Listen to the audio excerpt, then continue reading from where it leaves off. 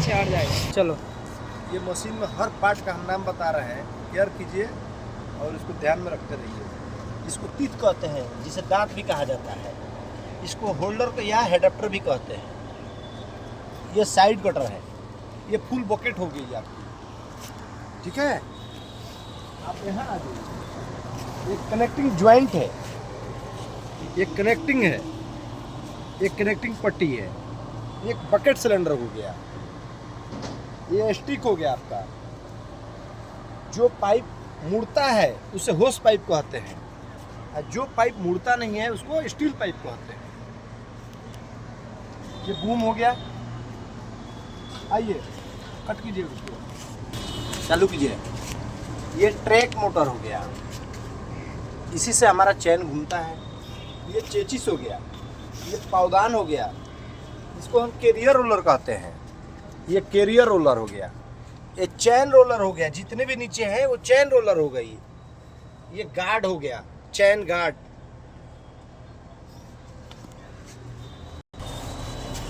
ये हमारा एटलर हो गया। ये चैन प्लेट, जो ये लंबी है उसको लिंक कहते हैं। इसके अंदर जो रहता है बुश कहते हैं, और ये पिन ही हो गया। तो हमको चैन फिटिंग करने के लिए क्या चीज़ की ज़रूरत होती है? लिंक, पिन, बुश और चैन प्लेट, ठीक है। अब आइए यहाँ, इसमें हमारा रेडिएटर और कूलर। रेडिएटर पानी को ठंडा करता है और कूलर हाइड्रोलिक ऑयल को ठंडा करता है। यहाँ आइए, हमारा ये हो गया counter wait. Counter wait, counter wait का यही काम होता है कि जब हम मशीन चलाते हैं तो हमारा वेट संभाल के रखें, उसको क्या कहेंगे? Counter wait. आइए बोले। ये हमारा एयर क्लीनर हो गया। एयर क्लीनर का काम है कि जितनी मोटी डस्ट है उसको छांट लेना, अच्छे डस्ट को खींचना, हवा खींचने में हेल्प करता है। इसको क्या बोलते हैं? इसका एयर क्लीनर। जब हमारा कोई हेल्प करता है उसको हम क्या कहेंगे? Cleaner, helper. जो हमारा हेल्प करता है उसको हेल्पर भी कहा जाता है या क्लीनर भी कहा जाता है। तो एयर फिल्टर का ये क्या है? क्लीनर।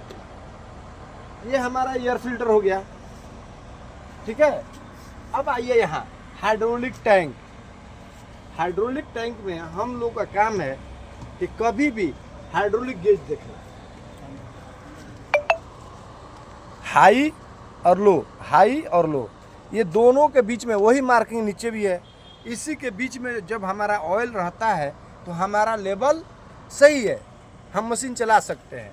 ऊपर आइए, ये हो गया आपका इतना दूर बादर फिल्टर। कौन सा फिल्टर? बादर फिल्टर। बादर फिल्टर का काम है हवा को खींचना और हवा को छोड़ना। तो जब हवा खींचे तो डस्ट न जाए, कचरा न जाए, और हवा छोड़े तब भी ज़्यादा दूर न जाए, या कचरा जो जमा रहता है उसको रिटर्न कर देता है। देखिए हवा छोड़ रहे हैं। हमारा काम है कि कभी भी हाइड्रोलिक टैंक खोलना हो, होस पाइप खोलना हो, तो सबसे पहला काम रहता है हमारा एयर निकालना। एयर निकाल देंगे, हमारे टंकी का प्रेशर कम हो जाएगा, तो ऑयल जब पाइप खोलेंगे तो ऑयल हमारा गिरना कम हो जाएगा। गिरेगा नहीं, ऐसा सवाल नहीं है, गिरना सिर्फ कम हो जाएगा। आइए इसके बारे में, आपको मीटरों के बारे में जानकारी देते हैं। अंदर आ जाइए। देखिए हमारा ये जो मीटर है, ये मीटर बोर्ड जो बताता है हमारे मशीन में क्या प्रॉब्लम है, क्या नहीं प्रॉब्लम है। सबसे पहले जिस मशीन में मीटर के एंड में रेड हो वो हमारा डीजल मीटर हो जाएगा। जिस मीटर में रेड सबसे ऊपर हो ये टेम्परेचर मीटर हो जाएगा। ये फ्यूल मीटर हो गया, ये टेम्परेचर मीटर हो गया। ये हमारी जो 4 रेड बटन दिखाई दे रहा है ये जलती है। जब चाबी हम ऑन करेंगे तो जो बल्ब का निशान है और बैटरी का निशान है ये जलना चाहिए। ये जलने से क्या होता है कि जब स्टार्ट इंजन हो जाए तो ये बंद हो जाता है। तो हमारा ये काम है कि ऑयल प्रेशर जो है, इंजन में ऑयल प्रेशर छिट रहा है तो ये ऑयल प्रेशर हमारा काम कर रहा है। और बैटरी जब चार्ज हो रहा है तो हमारा बत्ती बंद हो जाएगा। जब बत्ती जलता रह जाए इंजन चालू करने के बाद भी तो हमारा अल्टरनेटर काम नहीं कर रहा है, तो बैटरी चार्ज नहीं होगा। अब देखिए ये हॉर्स मीटर हो गया है। हम कितने घंटे मशीन चलाते हैं, कैसे कितना चल गया, ये सब हमारा बताता है। जिसमें आपको पॉइंट में 6 मिनट होता है, एक पॉइंट में 6 मिनट होता है। ये जो रेड दिख रहा है एंड का रेड, ये एयर फिल्टर का होता है। जब हमारा एयर फिल्टर चेकअप हो जाएगा तो रेड बटन जल जाएगा। तो हमको समझना है कि एयर फिल्टर हमारा चेकअप हो गया, खोल के सफाई करेंगे। ये ओवर हीट होने पे जलता है, जब इंजन आपका ओवर हीट हो जाएगा तब जलता है। अब ये जो है न्यूट्रल है, इसमें कुछ भी नहीं है। इसके बाद EP, HP, AI, इसका मतलब ये हो गया EP में नॉर्मल पावर, हम नॉर्मल स्पीड में मशीन चलाएंगे। HP का मतलब हो गया कि हम हाई पावर में मशीन चला रहे हैं। AI का मतलब हो गया ऑटो आइडल। ऑटो आइडल का मतलब हो गया कि जब हम मशीन चालू कर देंगे, वर्किंग करते रहेंगे, एक बार हम लीवर हाथ से छोड़ दिए, हमारा RPM अपने आप कम हो जाएगा धीरे धीरे, हमको कम करने की ज़रूरत नहीं है। अगर फिर लीवर को हाथ लगाएंगे तो जिस RPM में हम सेट कर दिए हैं उस RPM में अपने आप इंजन चला जाए, इसको कहते हैं ऑटो आइडल। इस मीटर को बैटरी मीटर कहते हैं, जो ओनली फॉर टाटा हिटाची में देता है, बाकी सब मशीन में यही देता है। अब आइए, आपको ये हो गया RPM मीटर। RPM, इसी से हमारा RPM बढ़ता है, इसी से RPM हमारा कम होता है। ये वाइफर हो गया, ये हमारा ऑटो आइडल का हो गया। ऑटो आइडल में करेंगे तो ऊपर रहेगा, ऑटो आइडल बंद कर देंगे, इसको नीचे कर देंगे, ऑटो आइडल काम करना बंद कर देगा। ये हमारा टेप हो गया, ये चाबी का हो गया। अब देखिए, हमारे अंदर जितने भी फ्यूजें होती है, जिसकी वजह से आप घर में बिजली जलाते हैं, उसमें भी फ्यूज होता है। उसी तरह हमारा फ्यूज जो है यहाँ है।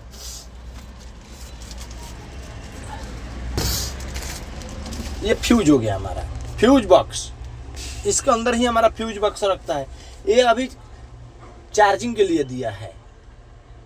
ये कंपनी जब हमारी कोई प्रॉब्लम अंदर हो गया है, वायरिंग का फॉल्ट हो गया है, इससे चेक करती है। इससे हम टेप भी बजा के सुन सकते हैं।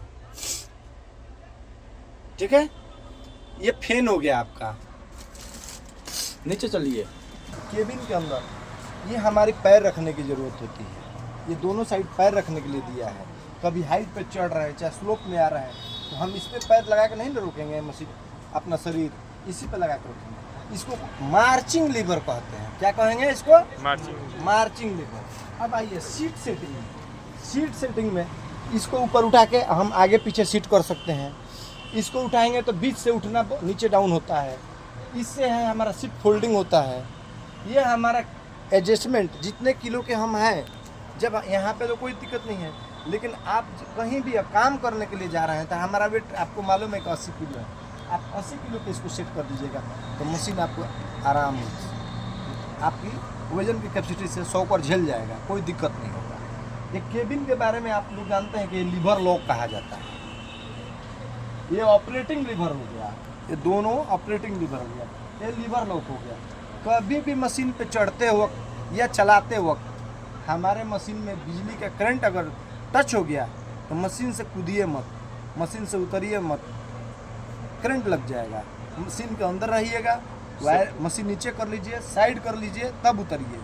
ऐसे करंट सटा हुआ है, आप कूदना चाहेंगे, आपको करंट अपने चपेटे में ले लेगा।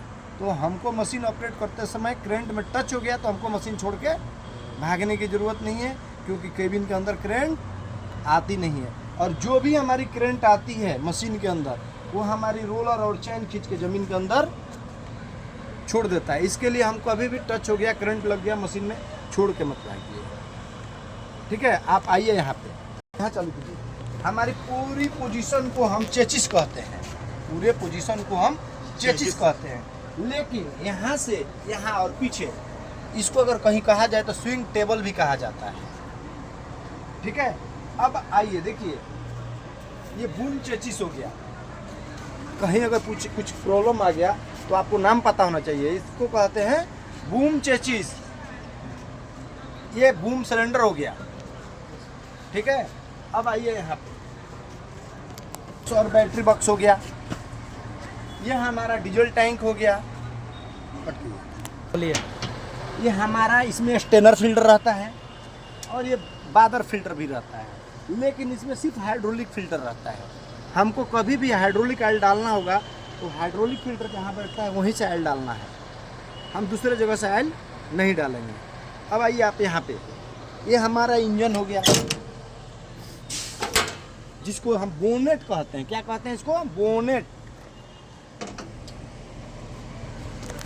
हमारा रेडिएटर हो गया, उसके अंदर कूलेंट हो गया। ये देखिए इंजन ऑयल चेक करने का गेज हो गया आपका। डीजल फिल्टर हो गया, वहाँ से ऑयल डालते। बादर फिल्टर इसमें भी है। बादर फिल्टर नहीं, सिर्फ बादर इसको कहते हैं। ये बादर का काम यही है कि जब हमारी मशीन इंजन का काम निकाल ले तो धुआं जब नीचे मारने लगे बादर से, तो हमारा इंजन का काम धीरे धीरे कराना होगा, उसको कहते हैं बादर। हमारे रेडिएटर में ये गेज दिया है जिसमें हरा दिखता है तो समझिए कि हमारा कूलेंट ओके है। रेडिएटर में खोलकर कभी भी पानी नहीं डालना चाहिए। रेडिएटर में खोलकर कभी भी कूलेंट नहीं डालना चाहिए। रेडिएटर का कूलेंट बॉक्स नीचे है, अगर कम हो गया तो वहीं डालेंगे हम, ठीक है। वहाँ हटाओ। हमारा दहिया नहीं खड़ाते। ये हमारा स्विंग मोटर हो गया, वो हमारा कंट्रोल वाल हो गया। कंट्रोल वाल जितनी भी मशीनरी चलती है कंट्रोल वाल ही हमारा ऑपरेटिंग करता है। ये स्विंग मोटर का गेज हो गया। ये स्विंग मोटर में गियर ऑयल डालना होगा तो कहाँ, यहाँ से डालेंगे। ये हमारा ग्रीस का 3 पाइप हो गया। ये ग्रीस का 3 पाइप हो गया। अब हमको देखना है कि जिसमें बकेट और ये क्या बोलते हैं, बकेट और स्टिक का पाइप कौन सा है। तो सबसे पहले ये देखिए, ये हमारा स्टिक का पाइप हो गया। ये हमारा स्टिक का मोटा जो भी पाइप इसके ऊपर रहेगा वो स्टिक का पाइप होगा, और जो पतला पाइप होगा वो हमारा बकेट का पाइप हो गया, ठीक है। ये हमारा टूल बॉक्स आप लोगों को तो मालूम ही है, ये टूल बॉक्स है। इतना आप लोग देख लीजिए, याद कीजिए, क्लास को ओवर कीजिए।